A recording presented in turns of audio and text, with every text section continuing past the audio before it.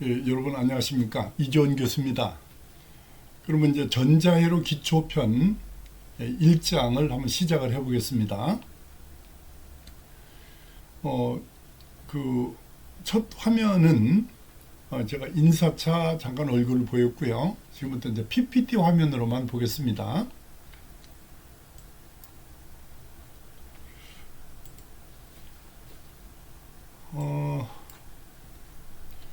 요 앞에 제가 안내에서 한번 공지를 해드렸죠. 그러면 이제 요 책을 가지고 주교재로 쓴다 이렇게 제가 얘기를 했고요. 자, 보겠습니다. 글자 좀 키워볼까요?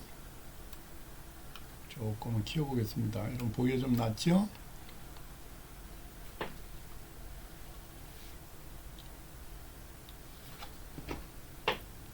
자, 보겠습니다. 우선 우리가 공부해야 될 것이 이 반도체에 대해서 조금 공부를 해야 됩니다. 도체하고 절연체, 즉 부도체하고 사이의 저항값을 가지는 것을 우리가 반도체라고 얘기를 합니다. 조금 제가 다시 한번 설명을 해드리면 이렇습니다. 10의 마이너스 3승 5무 4cm부터 10의 5승 5무 4cm까지를 우리가 반도체다 이렇게 말합니다. 그러니까 여기서 여기까지를 반도체다 이렇게 말하는 거예요.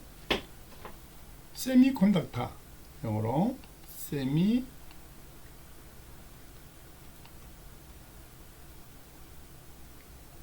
CTOR 그렇습니다. 그러면 이쪽은 이제 이쪽 부분 우측의 이쪽은 도체라고 하고요, 콘덕터라고 하고요. 좌측은 부도체가 되겠습니다. 이쪽은 이제 부도체 이렇게 되겠습니다. 부도체는 이제 여기는 부도체가 되는 거고, 그다음에 이쪽은 도체가 되는 거예요. 그러면 이 사이에 오는 거를 우리는 반도체라고 합니다. 이 사이에 오는 물질은 게르마늄이 있고요, 실리콘, 인디늄, 안티몬,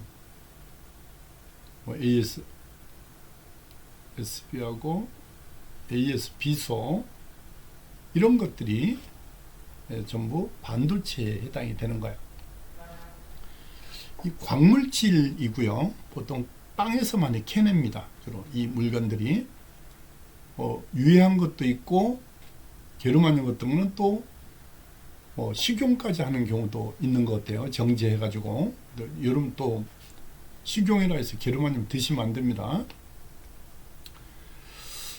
자, 그러면은 이 반도체는 뭐 크게 얘기를 안 해도 되고요. 이 반도체를 이용해서 우리가 만드는 게 뭐가 있느냐를 조금 보면 뭐 트랜지스터 같은 거, 접합 다이오드는 뭐 지금 수업할 거고, 그 다음에 IC, SCR 이런 것들이 이제 반도체로 만들어지는 겁니다. 이렇게 해가지고는 조금 이해가 안 되죠. 자, 그래서 이 부분은 이게 또 왔다리 갔다리 하는 부분이 있네요. 조금만 더 올려보겠습니다. 방금 얘기했을 때 이렇게 제가 말씀드렸습니다. 반도체에서 대표적인 것이 실리콘하고 게르마늄입니다. 요걸 바탕으로 이제 불순물을 첨가하는 거예요. 그러면 이 실리콘, 게르마늄, 인디늄 아까 이런 거는 불순물이 없는 상태, 그걸 진성 반도체라고 얘기해요. 진성 반도체 이렇게 말합니다. 자, 여기 보면 실리콘이나 게르마늄이 현대 반도체 소자로 만드는 주 재료입니다 하는 내용이 있고요. 실리콘하고 게르마늄은 그 반도체 재료로 공정에 투입되기 때문에 전에 높은 순도여만 한다. 뭐 이런 얘기 필요가 없고요. 자, 그러면 이제 순수 상태의 반도체, 요거를 우리가 아까 진성 반도체라는 용어를 쓴다고 그랬죠. 여기에다가 불순물을 첨가하는 거예요. 여기다 불순물을 첨가하는데, 여기 조금 이해가 안 돼. 기침을 잡고 해서 미안한데, 예, 불순물을 첨가한다고 하니까, 이 뭐 무슨 불순물이냐가 아니고, 여기 말이 반도체 속에 반도체를 넣는 거예요. 그럼 이제 그렇게 되면 어떻게 되냐면, 이런 과정을 우리는 도핑한다는 용어를 씁니다. 도핑이라는 말을 씁니다. 자, 그러면 요거를 제가 잠깐만 한번 설명을 해보겠습니다. 이제 요거는 이 책에는 없는 내용인데요. 반도체 중에서 이제 먼저 요걸 조금 먼저 설명을 하고 넘어가는 게 낫겠는데요.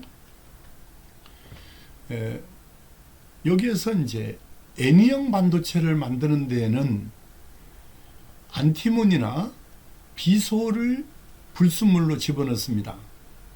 그러니까 아까 도핑하는 과정에서, 그러니까 이 말이 어렵죠. P형 반도체를 만드는 데는 인디늄이나 갈륨 같은 걸 집어넣습니다. 자, 그럼 여기서 다수 캐리어라는 말이 P형은 전공이고 N형은 전자다. 이런 말이 이 책에서는 조금 내용이 이해가 잘 안 돼서 제가 쓴 책으로 조금 잠깐 오겠습니다. 제 책이 최고라는 말은 아니니까 오해가 없으시기 바랍니다. 여기 제가 쓴 책이죠. 왜 이걸 하냐면 출처를 밝혀야만이 문제가 안 됩니다. 그래, 요게 이제 올릴 때 저작권 문제가 없는가를 검색을 합니다. 인공지능이. 그래서 유튜브에는 그래서 이제 요걸 제가 올리는 겁니다. 자, 우선 그걸 들어가기 전에 조금 먼저 설명이 필요한 부분이 있습니다. 요거 조금만 제가 설명을 하고 넘어가겠습니다. 여러분, 다른 영상에도 제가 올려놓은 게 좀 있긴 한데, 제가 요걸 다시 한번 설명을 해 주겠습니다. 이 N의 자승이라는 식이 있습니다.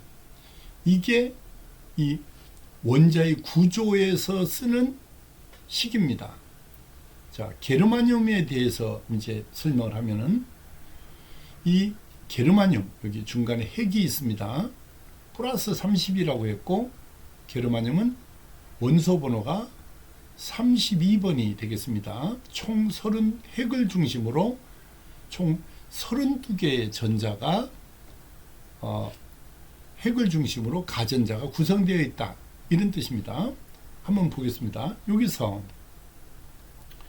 요 N이라는 말은 궤도수를 말합니다. 이 궤도의 수를 말하는 거예요. 궤도수.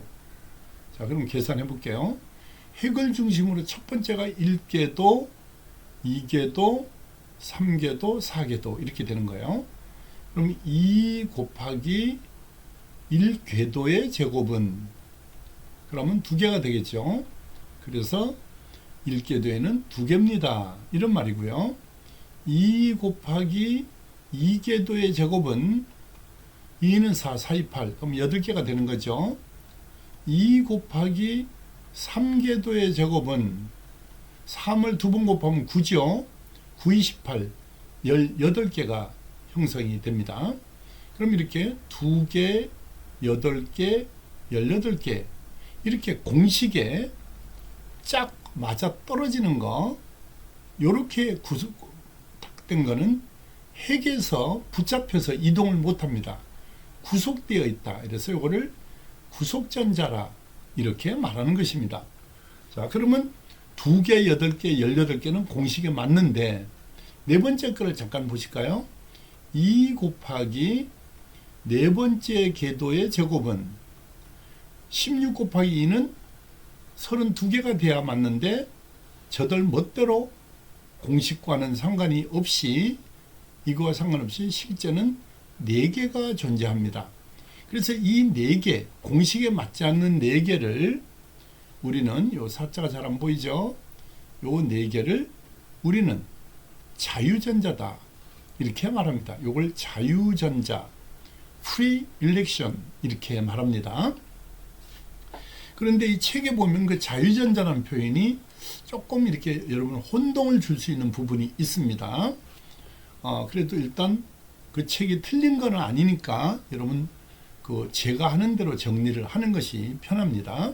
한번 다 더 해보겠습니다. 그러면 2개, 8개, 18개, 4개를 더하게 되면 총 32개가 된다는 말이고, 그래서 원소 번호가 32번이 되었다 이런 말이고, 게르마늄은 4개 요거만 암기하시면 된다는 얘기입니다.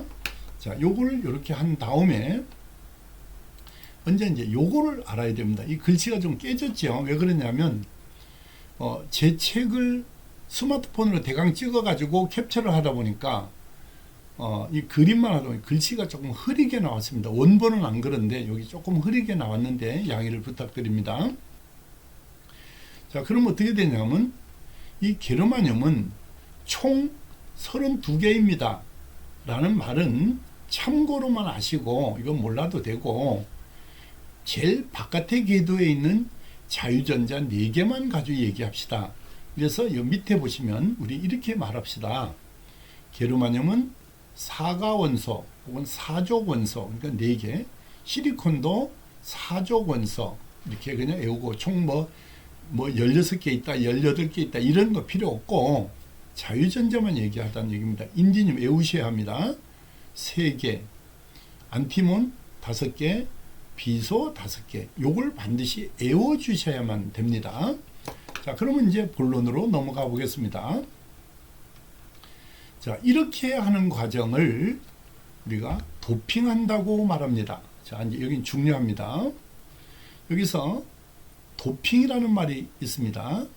도핑은 시리콘, 이렇게 순도가 높은 진성 반도체의 시리콘 속에 또 진성 반도체인 인디늄을 넣는 겁니다.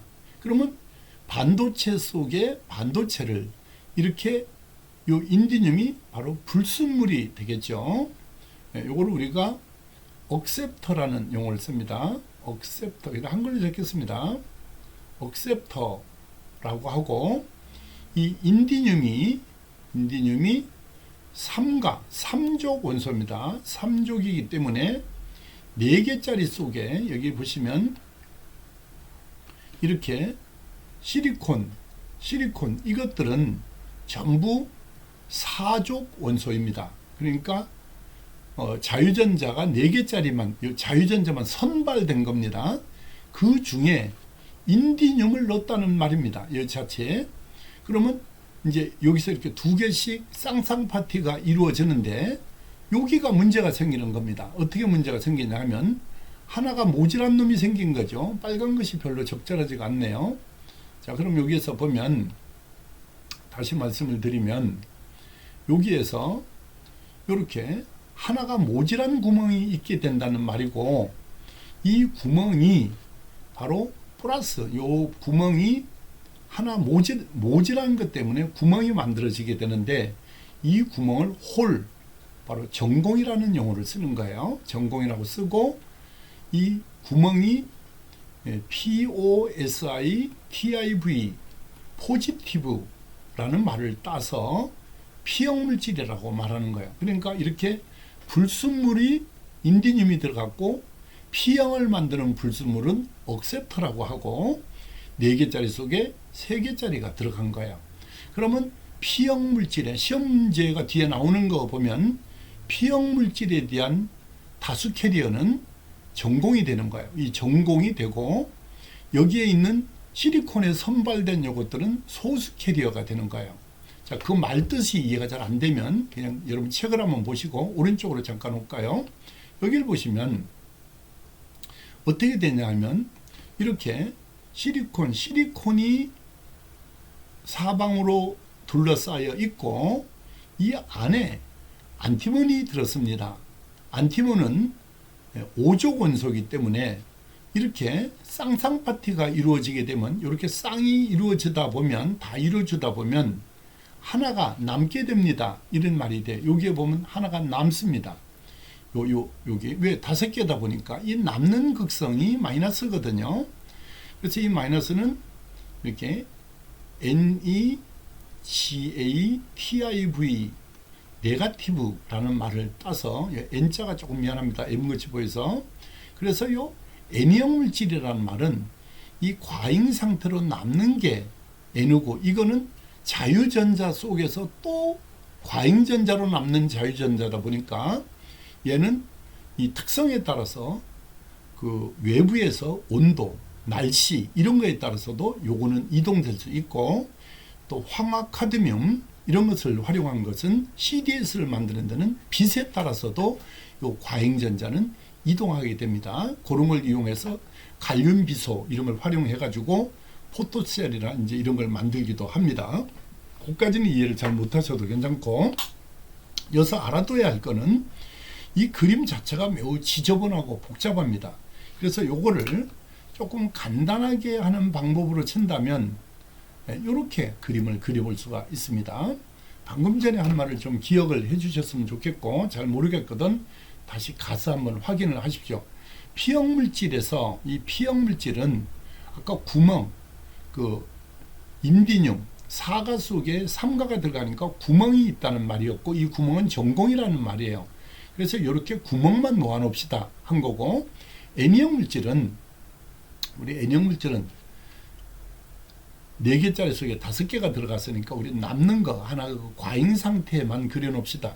이렇게 처음에 약속을 한 거예요. 근데 이 그림 자체도 어떻습니까? 지저분하죠. 그래서 우리 이걸 가지고 좀 우리가 약식으로 간단하게 그립시다. 그래서 이렇게 그린 거예요. 처음에 이게 이제 처음 탄생한 겁니다. 이 다이오드가. 이걸 지금 여러분 수업을 하려고 하는 거예요. 자, 그래서 이 그림을 이렇게 만들었다는 말이 되는 겁니다. 이 세모 외우셔야 돼요. 이 세모 있는 쪽을 우리가 P형 포지티브라는 해서 전공 구멍을 표시한 거고, N형 쪽은 과잉 상태로 남는 마이너스를 표시한 거예요. 근데 이거를 여러분 책에서 보면 이 P 쪽을 에노드, N 쪽을 캐소드라고 표시합니다. 그 책에서 이제 그걸 잠깐 뒤 앞에서 이제 설명을 할 거고, 여기서 조금만 보시면 이걸 보시면 되겠습니다. 자, 미리 이제 잠깐만 한번 보시면 이겁니다. 이 저자가 이 교재 저자가 여러분한테 알려주고자 하는 것은 이 다이오드가 이렇게 만들어졌는데 이걸 가지고 이러이러한 실험을 거쳐보면은 이 특성을 분석할 수 있다. 이것이 주제입니다. 이 교육에. 그럼 여기에 보면 P형의 거꾸로 마이너스의 전압을 걸고 N형의 플러스의 전압을 역으로 걸게 되면 이 자유전자는 플러스에 끌려서 반대로 가려고 하고, 또 여기에 있는 마이너스의 전자들은 마이너스 전압이 여기 있는 마이너스 전압을 다 밀어버리니까 이렇게 구멍만 바글바글 남게 되는 거예요. 여기에 플러스만 남게 됩니다. 이거는 서로 반대로 가려고 하는 것이 되게 되니까 이 중간층에는 우리가 전자가 이동할 수 없는, 완전히 여기는 그 전자의 이동이 불가능한 자리에 공핍층이라는 게 만들어지고 넓어집니다. 공핍층이. 이렇게 되었을 때를 역방향이라고 말합니다. 이겁니다. 역방향 외워두시고, 이쪽을 보면 P형 물질에 플러스의 전압을 걸고 N형 물질에 마이너스의 전압을 걸게 되면 같은 극성이기 때문에 이 전자를 밀어버린다는 뜻입니다. 밀게 되니까 전자는 마이너스에서 밀린, 이 높은 전압에 밀린 마이너스는 플러스의 쪽으로 이동을 해서 이동하게 되고, 또 반대로 플러스 전공을 화살표를 했는데, 자, 플러스에서 마이너스로 전류가 흐른다는 뜻입니다. 그런데 이해가 여러분 안 되는 게 있을 거예요. 좀 눈치챘나 모르겠는데, 플러스는 구멍이잖아요. 전공인데 이 화살표라는 말이 적절하지가 않아요. 마이너스 전자는 이렇게 화살표로 해서 마이너스가 이동된다는 말은 맞는데 어떻게 구멍에 화살표를 표시했느냐, 이 말은 그 책마다 다 그려놨어요. 그 이유는 뭐냐면은 요 플러스의 구멍에 위에 그림을 보세요. 마이너스의 전자를 플러스의 구멍으로 이동한다고 여기에. 그러면 어떻게 될까요? 여기는 마이너스가 메꿔지게 됩니다. 그럼 여기가 마이너스가 되는 거예요. 그러니까 플러스가 있던 자리가 마이너스로 바뀌게 되고, 그러면 여기에 마이너스가 있던 자리가 이동되면 구멍이 생기지 않겠습니까? 근데 그 구멍은 플러스로 바뀌게 되는 거예요. 그러면 여기 있던 플러스의 구멍이 마이너스가 이동된 후에 구멍이 생겼고, 이 플러스가 여기로 온 것 같이 되기 때문에 여러분들을 쉽게 이해를 돕는 차원에서 전공에 화살표를 해놓은 거예요. 그러니까 요 플러스가 이동된단 말이 아니고, 마이너스가 요 이동되면, 메꿔지면 요 마이너스가 이동된 자리에 플러스 구멍이 생기게 되는데, 여있던 플러스 구멍이 일로 온 것 같이 된다, 이런 표시를 화살표로 합니다. 그거를 여러분 오해가 없으시면 되겠습니다. 그러면 이 책 저자가 소개하고자 하는 그 원래 취지대로 내용을 보고 한번 같이 한번 살펴보겠습니다. 자, 이 여러분 교재를 보시면, 그리고 이제 이 동영상을 보시는 분 중에서 이 학교 책이 없는 분도 계시는데, 그러니까 제 책을 가지고 공부하는 분도 계실 거예요. 괜찮습니다. 아까 제가 쓴 책 뒤에 그 기초편을 보시면 되는 거고, 요걸 보시면 이 말입니다. 이 말에서 다 읽어가면서 안 해도 되는데 제가 잠깐만 한번 설명을 해보겠습니다. 여기 뭐가 있냐면은 이렇게 돼 있습니다. 이 자체에 이게 P형 물질이고 N형 물질인데, 여기에서 보면 P형 반도체, 이거 바로 P형 반도체가 얘를 말하는 거잖아요.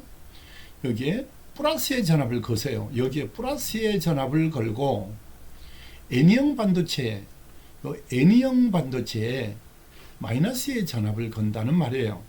그러면 N에 마이너스를 걸면 방금 전에 했듯이 같은 극은 밀어내니까 마이너스 전자가 플러스로 이동하고, 그 다음에 플러스에서 마이너스로 전류가 흐른다. 이 그림, 요 말은 바로 뭐를 말하냐 하면은 공핍층이 얇아지고, 이때는 도통할 때는 이 공핍층이 없어집니다. 거의 막이 없어지고 전공과 전자가 자유롭게 이동하면서 이렇게 되었을 때를 우리는 순방향이라고 합니다. 이 순방향이다, 이렇게 외워주시면 되는 거고, 반대로 이 그림을 반대로 그림을 그리게 되면 어떻게 됩니까? 요 그림, 요 반대의 그림을 한번 보실까요? 반대로 그림을 그리게 되면 이렇게 됩니다. 요 P형에다가 마이너스의 전압을 걸고,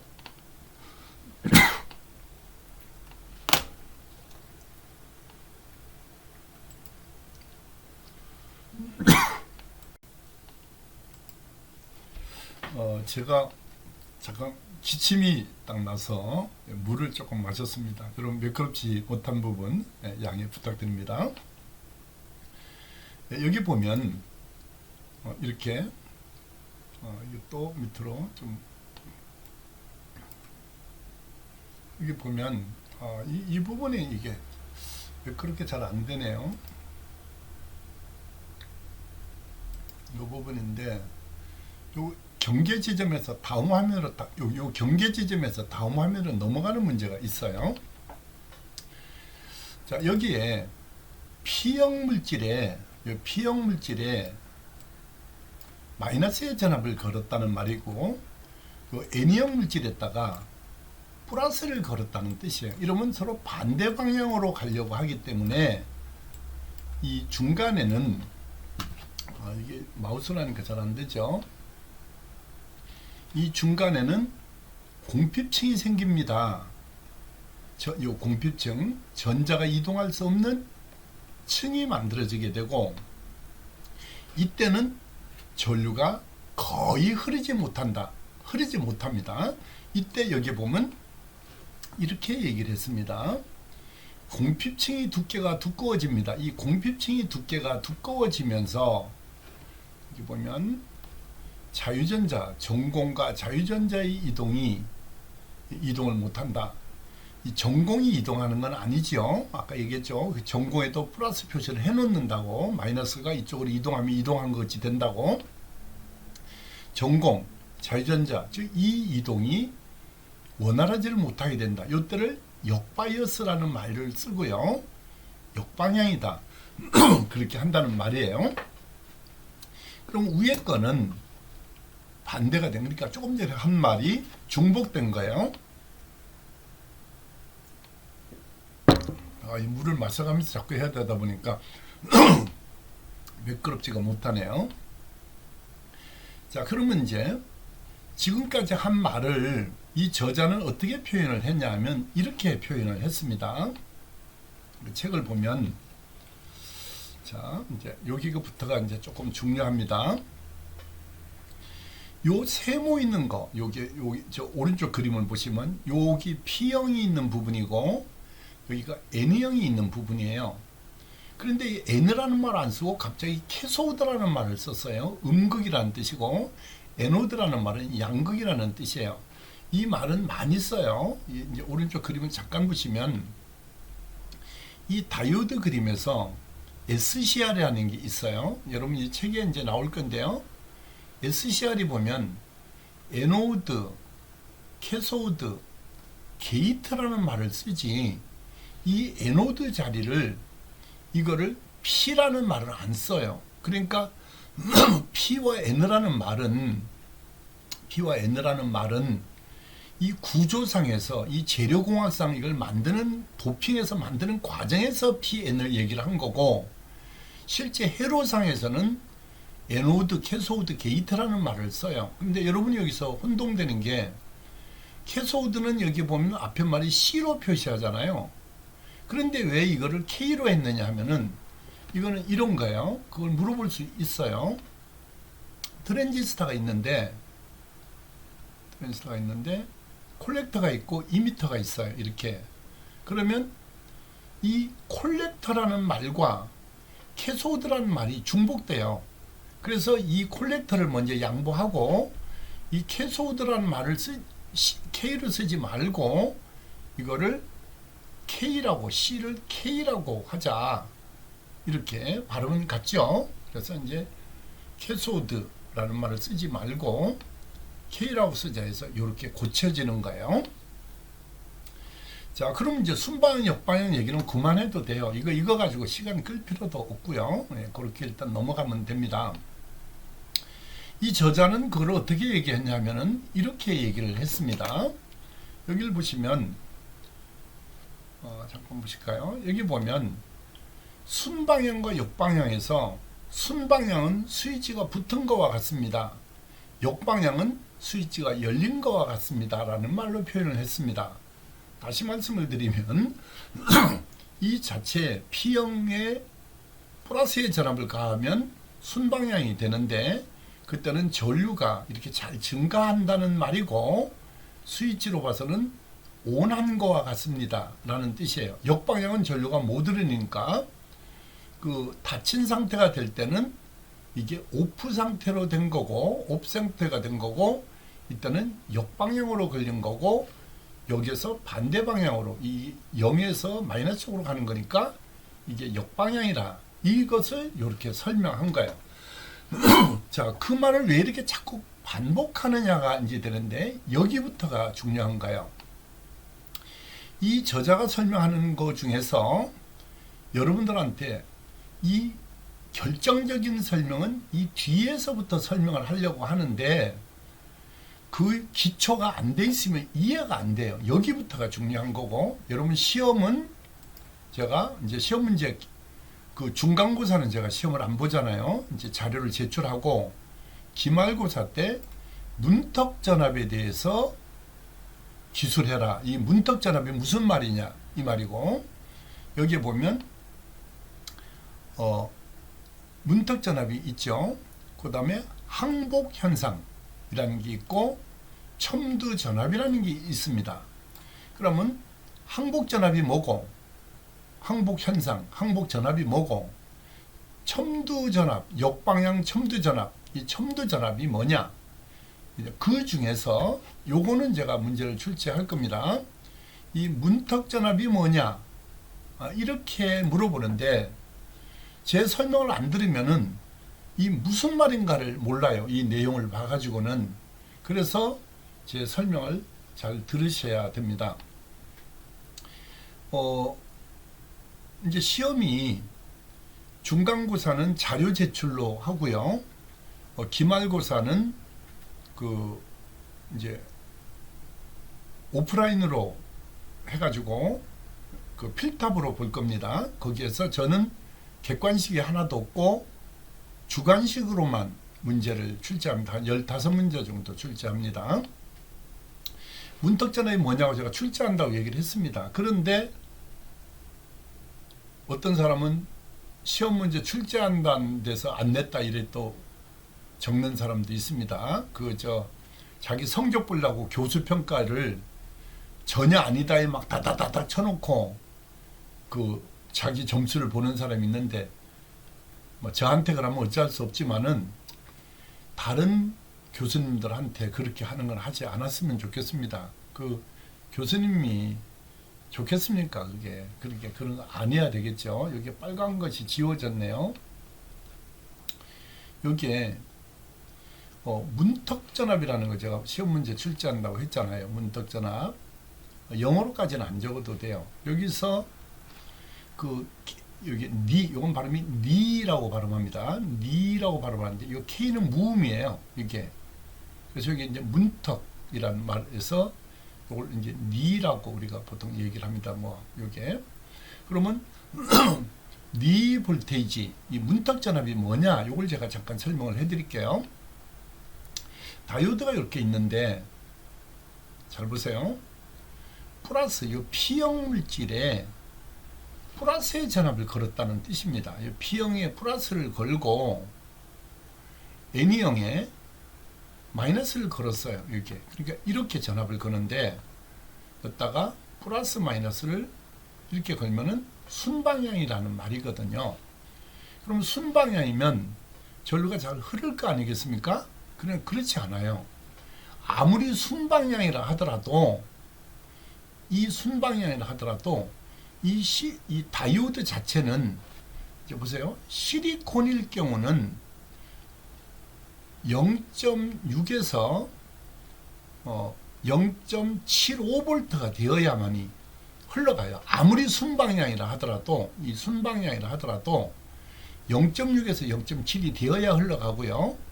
게르마늄의 경우는 0.1에서 0.3V가 되어야만이 흘러간다고요. 이게 그러면 요 전압 이거를 문턱 전압이라고 하는 거예요. 이게 실리콘은 보통 0.75V인데 0.7로 이 저자는 해놨어요. 게르마늄은 0.1에서 0.3V 정도 되는데 이 전압이 아무리 순방향이라 하더라도 이 문턱 전압이 되어야만이 도통하는 거예요.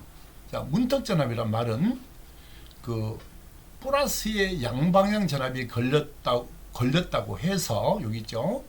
무조건 전류가 흐르는 것이 아닙니다. 도통되는 게 아니고 어떤 일정 전압 이상이 걸려야만 전류가 흐르게 됩니다. 여기 정답인 거예요. 문턱 전압은 아무리 순방향이 전압이라 해도 무조건, 여기 무조건이라는 말을 써놨죠. 무조건 전류가 흐르는 게 아니고 또 문턱 전압이 되어야만 흐릅니다. 이 말을 말하는 거고요. 그러면 선생님 항복 전압은 뭐예요? 이렇게 또 물어보겠죠. 그럼 한번 잠깐 보실까요? 항복 전압은 다이오드가 이렇게 있는데 이 거꾸로 그림을 그렸어요. 이게 예쁘게 안 그려지죠?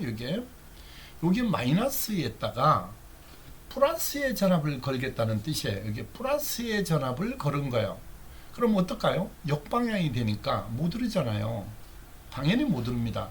그렇지만 이 플러스 전압을 점차로 증가하는 겁니다.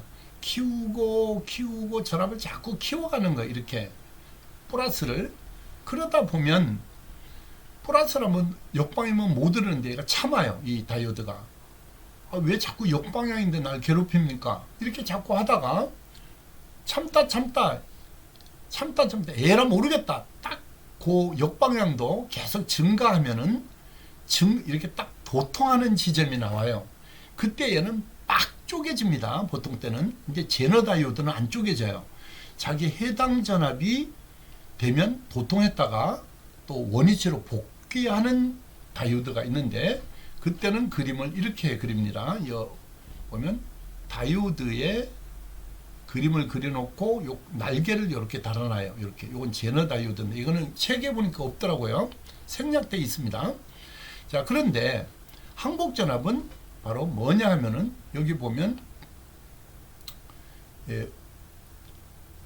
보통 역방향으로 여기 누설전류라는 게 또 있네요. 이것도 설명을 해드려야 되는 부분이네요. 역방향은 전류가 흘러요, 안 흘러요? 못 흐르잖아요. 그런데 약간 흐른다고 되어 있어요. 거의 안 흐르는데, 실리콘은 거의 안 흘러요. 이 실리콘은 거의 안 흐르는데 게르마늄 흘러요. 어느 정도 수 마이크로 암페어가.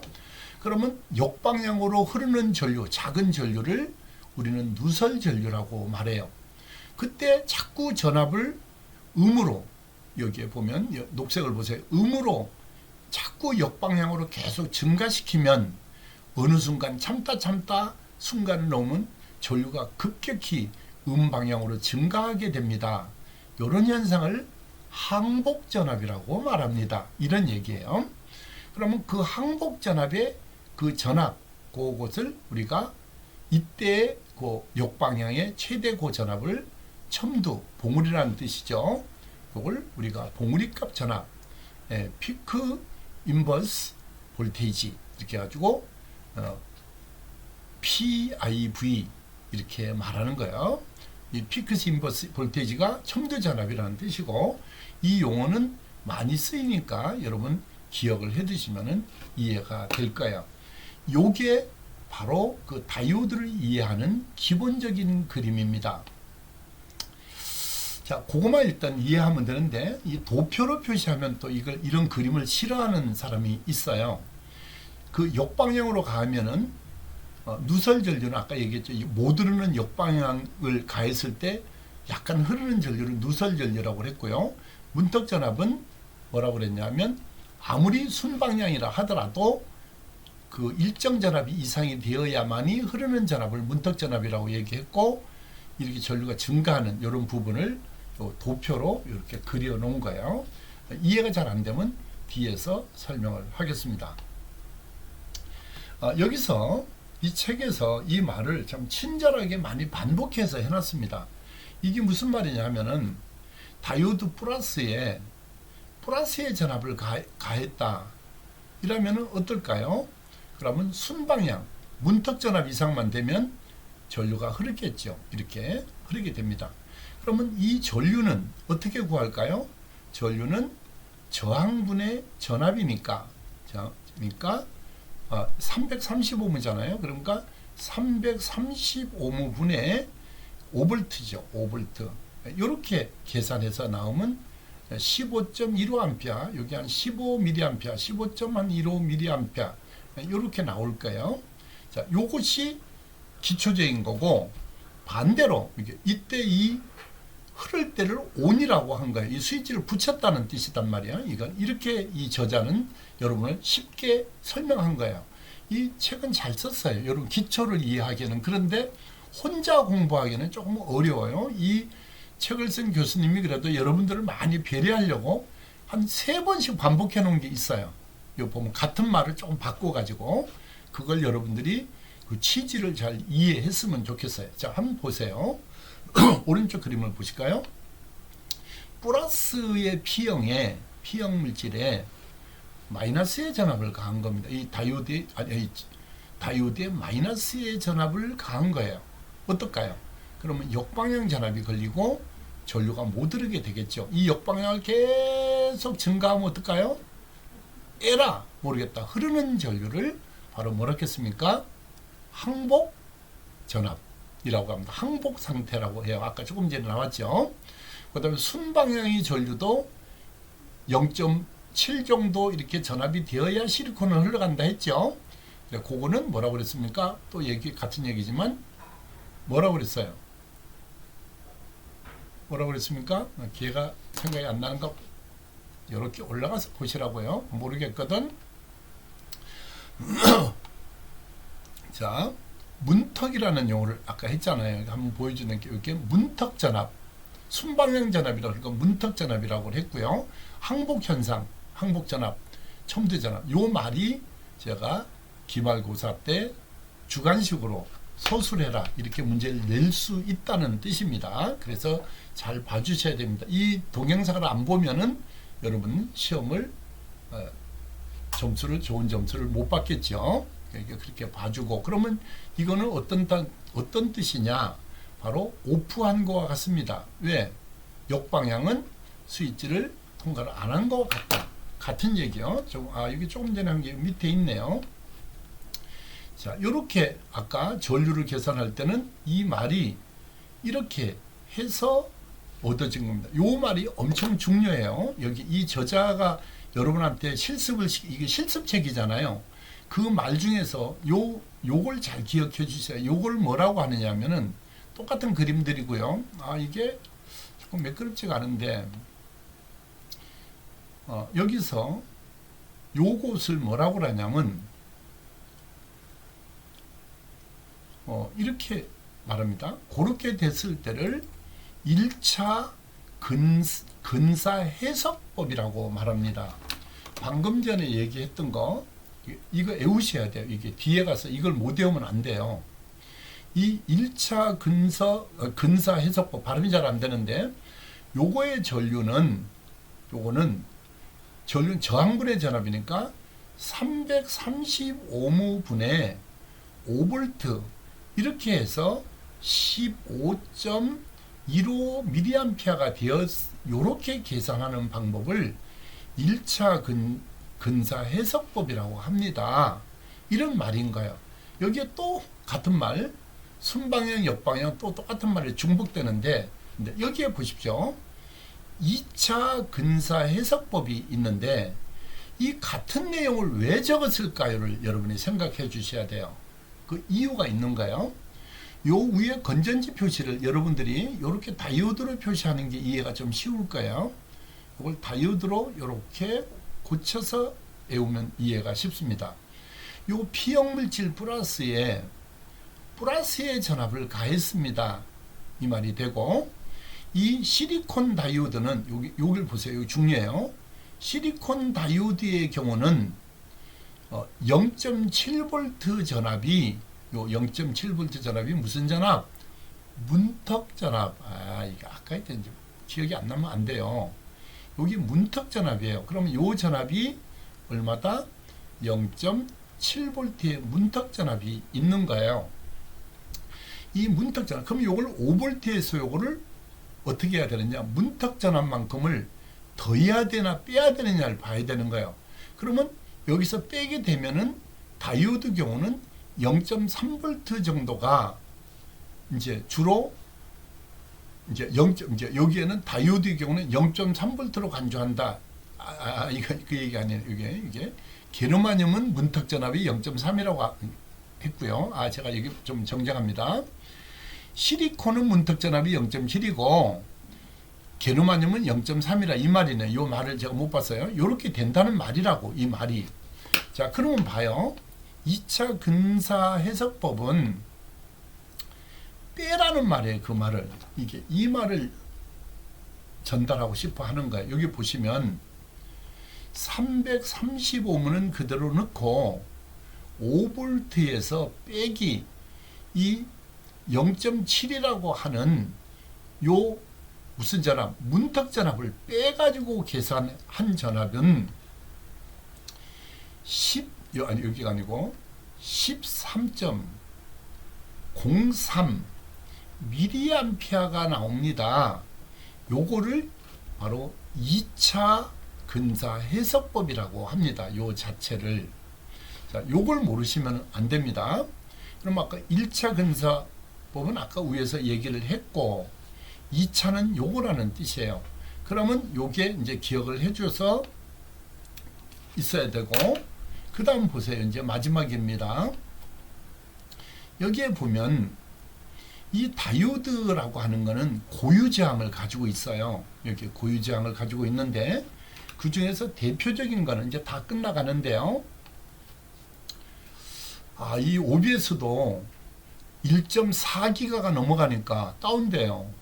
컴퓨터는 좋은데. 그래가지고 솔직하게 고백하면 1시간 한 20분 녹화한 것이 다운되면서 다 날아가서 새로 녹화하고 있어요, 지금. 그러다 보니까 그 앞에 이렇게 좀 활기 있게 설명했던 내용이 지금은 두 번 하니까 지쳐가지고 조금 여러분들이 어떻게 느낄려나 모르겠어요. 고백한 겁니다.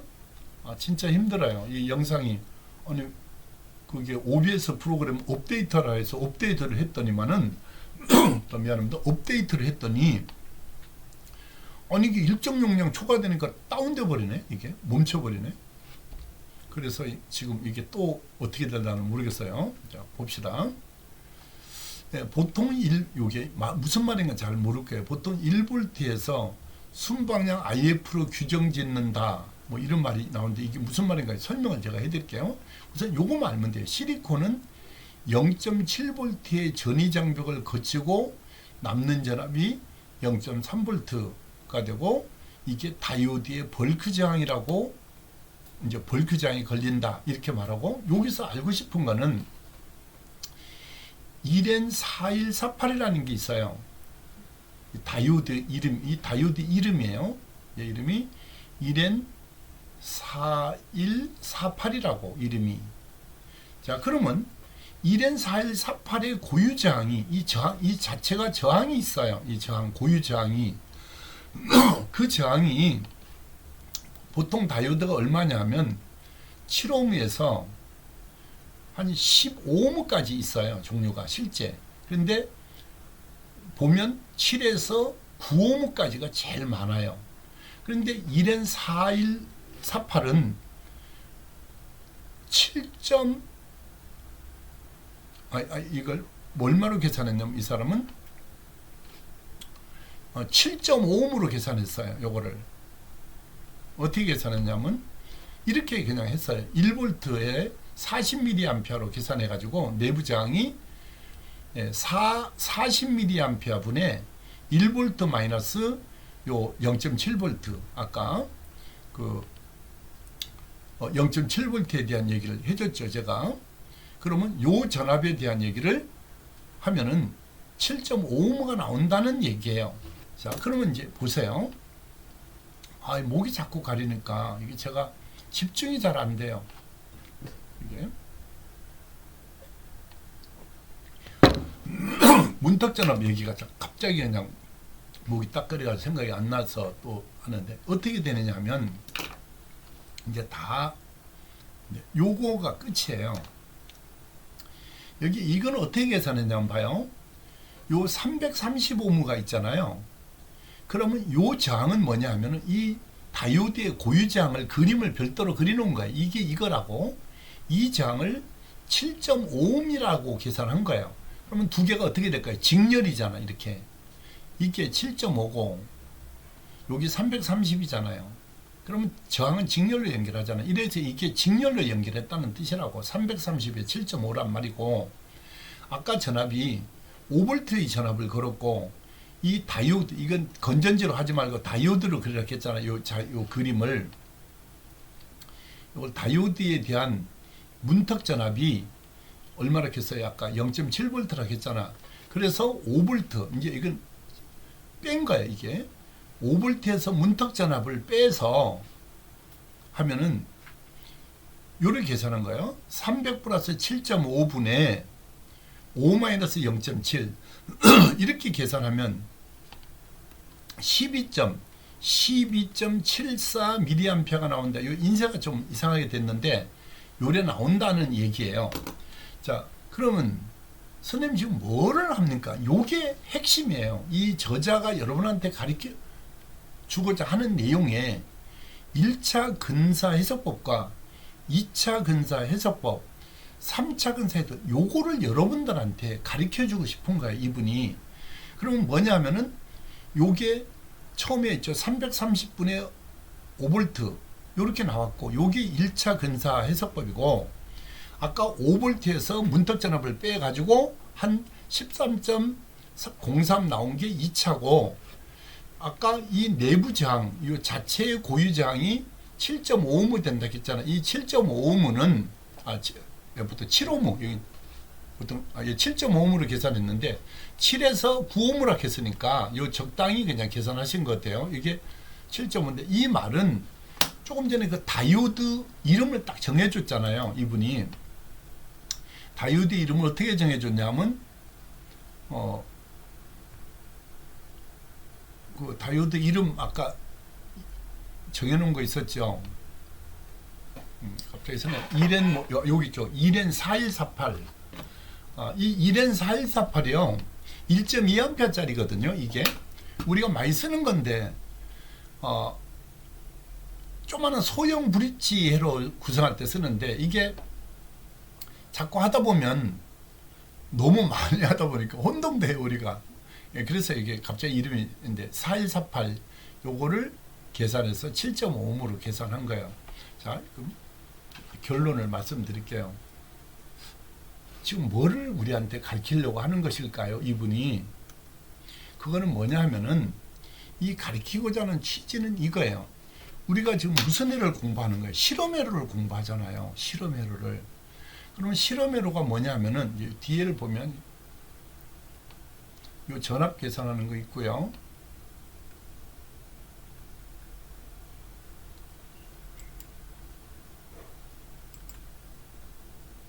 이거예요. 여기에 보면 먼저 이론값을 계산해야 돼요. 여기 이제 이거 못하면 여러분 작성 못해요. 이게 1차 근사 해석법이고 2차, 3차 근사 해석법을 하는데 요 자체하고 여기는 뭐를 적는 자리냐면 오차를 적는 자리예요. 여기, 여러분들 메모가 안 돼 있으면 적어 넣으셔야 돼요. 이거 오차라고 적어 넣으셔야 돼요. 그러니까 여기는 이론값을 적는 거예요. 여기에 적는 값은 여기에 적는 거는 뭐를 적는 거냐면 요 자리는 이론값으로 계산한 값을 적고 요 세 개는 뭐를 적냐? 위에가 안 나오죠? 여기는 측정값을 적는 거예요. 여러분이 실험에서 측정한 값을 적는 거라고. 그런데 무슨 말인가 모르겠는데 이거가 몰라서 여러분이 모르는 거예요. 이 VAK라는 말이 없기 때문에 지금까지 ID는 전류는 계산하는 걸 했는데 VAK라는 말을 안 했기 때문에 그래. 요거만 알면 여러분들이 쉽게 지금 제가 왜 갑자기 서두냐 하면 또 다운될까 봐. 얼마나 괴롭겠어. 이렇게 했는데 다운돼 새로 하면 얼마나 힘들겠어요. 그래서 제가 하는데 여기 그래서 서둘고 있어요. 이게 혹시 또 다운될까 봐. 참 답답합니다. 제가 볼 때. 여기 보시면 요거만 보면 끝난 거예요. 우리 이제 여러분 이제 그 오프라인 수업을 하잖아요. 이제 지금 하고 있는 거는. 그런데 이제 앞으로는 오프라인은 없어요. 그러면 지금 2학기 수업은 월요일 제가 하는 수업 중에서 빨간 날이 3번 있어요. 대체 공휴일까지.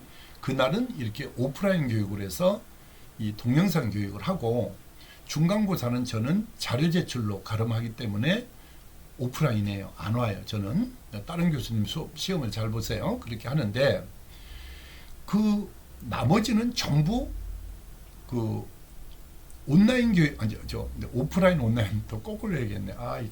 그러니까 온라인 교육을 하고 있는 거를 앞으로는 오프라인 교육 미안합니다. 앞에 거 정정할게요. 이게 지금 신경이 자꾸 쓰이니까 이게 시간 다운될까봐 신경 써야 되고 목도 그렇고 그래서 자꾸 그러는데 미안합니다. 이 쉬운 얘기를 자꾸 더듬어서 이렇게 얘기하겠습니다. 지금 여러분 수업 중에서 월요일 수업 중에서 대체 공휴일까지 빨간 날이 3번 있어요. 그거는 온라인으로 이렇게 강의를 한다는 말이었고 이제 수정합니다. 그리고 나머지 수업은 전부 오프라인 수업이에요. 지금 비대면을 안 하고 대면 수업을 한다는 말이 앞으로는 여러분 추석쌤은 전부 대면 수업이에요. 빨간 날만 기억하고 그럼 빨간 날은 끝났냐? 아니고 평일날 와서 보충 수업을 해야 돼요. 그럼 여러분이 얼마나 힘들겠어요. 다른 분 교수분 수업도 들어야 되는데 수업 없는 날 찾아가지고 보충 수업 하려면 힘들잖아요. 그래서 빨간 날이 겹친 보충 수업은 이렇게 온라인으로 영상으로 수업을 하겠다는 말이고 그 외에는 대면 수업으로 합니다. 이 말씀을 드리는 거고 그러면 여러분 실습장에서 만나면 여러분 그 파워 서플라이라는 게 있어요. 요거 다음 때는 사진을 보여드릴게요. 우리 학교 거. 파워 서플라이는 전압을 자유롭게 이렇게 가변할 수가 있습니다. 0에서부터 30V까지 해서 보통 학교에 있게 3A짜리가 돼 있어요. 이 파워 스플라이를 듀얼로 자유롭게 조정을 합니다. 그러면 여기를 잘 보셔야 돼요. 이렇게 회로를 만들어요. 저항은 255옴. 이건 그냥 우리 이제 이 교수님이 여러분들한테 가르쳐 주려고 255옴의 2W 저항을 연결해 가지고 이 전압을 조정할 거다. 0에서 30mm 조정을 할 건데 이게 30까지 올리면 안 되고, 그러면 이것은 이렇게 흘러가요. 잘 보셔야 돼요. 다 끝나가요. 이 다이오들이 이렇게 흐르면서 요 전압이 발생되는데 그 전압을 VAK라고 한다. VAK가 뭐야? 에노드와 캐소드 간 전압이다 이 말이에요. VAK가. 그러면 요 다이오드가 있는데 요 양단 전압을 재면서 요걸 돌리는데 먼저 0.1V가 되도록 하고, 두 번째 0.2V, 0.3V 이렇게 해라는 말이에요. 요 양단. 자, 한번 봐요. 딴 생각하면 시험 장소 와서 앉아 놀아야 된다니까. 요 다이오드 양단 전압을 요 파워 스플라이를 돌려 가지고 요 저항을 달아 가지고 돌린 후에 요 양단 전압이 0.1이 딱 되거든 중단하는 거예요. 이거 중단. 꺼놓고 여기를 끊어요. 요 자리를 끊어서, 항상 전류는 끊어 가지고 직렬로 넣어줘야 하는 거예요. 끊은 다음에 여기서 끌고 나와서 여기다가 암페어로 맞춰서 다시 이제 파워를 키면 어떻게 될까? 흘러가겠지? 이 플러스가 저항을 타고 암페어를 타고 직렬이니까 이 다이오드로 흘러간다고. 아까 0.1일 때 중단하고 했으니까 이때 이게 몇 미리암페어가 몇 미리암페어 나오더냐 적으라는 말이고. 자, 그 다음에 다시 어떻게 하느냐 하면, 전압계 전류계가 2개 있으면 좋은데 학교는 1개로 돼 있거든요. 그러니까 전압했다 전류했다 왔다리 갔다리 해야 됩니다. 왔다리란 말이 좀 미안합니다. 왔다 갔다 하셔야 됩니다. 다시 한번 얘기해서 이제 이걸 또 연결해 놓고 요 A를 암페어 연결해 놓고 이 VAK를 0.2V로 맞추라는 말이에요. 0.2가 딱 됐죠. 그러면 끊고 다시 암페어 연결하고 키고, 그러면 두 번째 또 몇 미리암페어 되더냐 적고 0.3V 했지. 이제 이걸 반복해서 적은 다음에 이렇게 그렇게 해서 적은 다음에 여기 봐요. 요 표가 있어요. 여기 표면 이제 여기 표를 작성하라는 말인 거예요. 제가 한번 해볼게요. 어디로 갔어? 여기서 밑쪽으로 이렇게 적당히 쭉 그림을 그리고 이게 자루해야 되는데 이게 예쁘게 안 그려져요. 이거 참 완전 빵점이네 그림이. 다시 그려볼게요. 좀 천천히 그려볼게요. 여기서부터 이렇게 쭉 그림을 그리고 이렇게 쭉 그림을 그렸는데 이쪽은 전압이고 이쪽은 전류예요.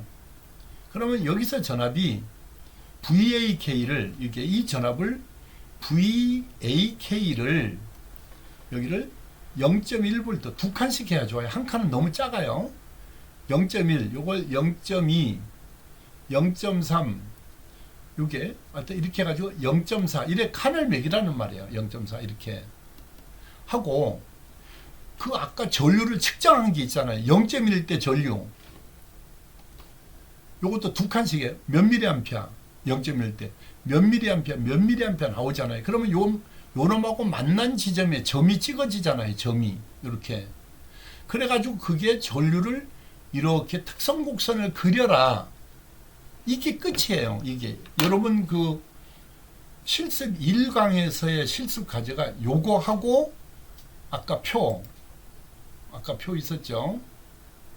이거 작성하고 그 표를 이 작성한 걸 가지고 이 도표를 그리는 것까지가 이번 실습 과제다 이 말이에요. 이해했나 모르겠습니다. 혹시 이해를 못하셨다면 여러분 그 동영상을 다시 한번 이렇게 처음부터 봐주시기 바라고. 좀 지루했죠 수업이. 그래도 일반인들 이거 혹시 보시는 분들 계실 거예요. 근데 이런 말을 하거든요. 나는 전작가를 안 나와가지고, 이런 말 필요 없어요. 이 제 수업을 들으면은 어디 가서 그런 말 필요 없다니까. 전자 부분 전공 안 해도 제 강의를 들으시면 전작가 나온 사람 똑같아요. 다시 학교 가기가 어렵잖아요. 그럼 그렇게 꼭 여러분 봐주시고, 유튜브로 우리 성인분들 있잖아요. 나이 드신 분들은 우리 말할 때 제가 학생들한테 하듯이 해가지고 약간 반말같이 되고 그렇게 혹시 섞이면 여러분 양해를 해주시고, 제가 그 일반인도 본다는 전제하에 이걸 하는 거니까. 또 제가 쓴 책으로 공부를 하시는 분은 뒷부분에 보면 이게 다 있어요. 부분이 그걸 한번 보시면서 보고, 우리 일반인들은 해도 우리 학생들은 제 책을 못 사요. 비싸. 물어보는 사람도 있는데 제가 책 한 권이 34만 원이에요. 제 책이. 그러면 학생들이 사겠습니까? 그냥 오해하지 마.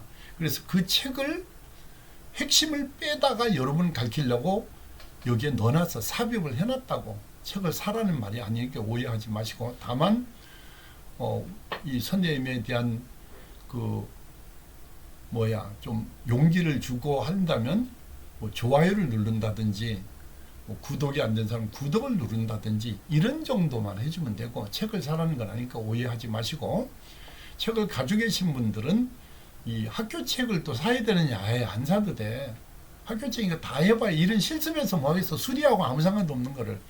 이 수업은 문교부 수업에 그냥 필수 과목에 그냥 들어가는 수업이고, 끝내주게 측정해도 회사에 가면은 쓸모가 없는 수업이에요.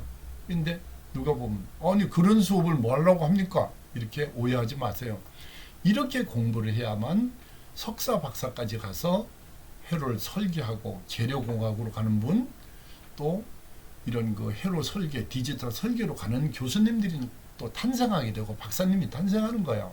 그러니까 학교 수업에 대한 미적분 같은 계산을 하고 해서 하는 수업과 이 수리를 하는 수업은 또 다른 거예요. 그래서 오해를 하지 마셔야 돼요. 수리 위주만 하면 되죠. 학교 수업이 뭐 하는 필요는 그건 아니죠. 목표가 박사님 하려고 하는 분도 계시는데, 박사를 하려고 하는 분은 이런 내용을 세부적으로 알아야 되는 거고, 수리하는 데는 필요 없잖아요. 그래서 그 부분에 대한 거를 개인 생각으로 편견되게 판단하지 마시라는 말씀을 드리고, 제 수업은 두 마리 토끼를 다 잡도록 가르친다. 기초에서 제 설명을 들으면 3학년 때 측정이나 이런 파형 같은 거 기록하는 거, 전압 측정이 훨씬 부드러워요. 제 수업을 안 들으면 2학년 3학년 가면 계속 실수만 하면 가슴이 덜컥 내려앉고 다른 애들 다 막 측정하는데 앉아 놀아야 돼요. 그러고 옆에 컨닝에 가서 그려내야 되고, 왜 그 짓을 하려고 하냐고. 제가 하라는 대로 해야 된다 이 말이에요. 여러분들 고생 많으셨고요. 제 영상을 한 2번 정도 좀 약간 힘들어도 반복해서 보셔야만이 제가 여러분한테 전달하고자 하는 취지와 또 이 저자가 여러분한테 전달하고 싶은, 가르쳐주고 싶은 그 취지가 이해가 돼요. 한 번 봐서는 이해가 잘 안 됩니다. 그렇게 하시고 여러분 열공하십시오. 대단히 고맙습니다.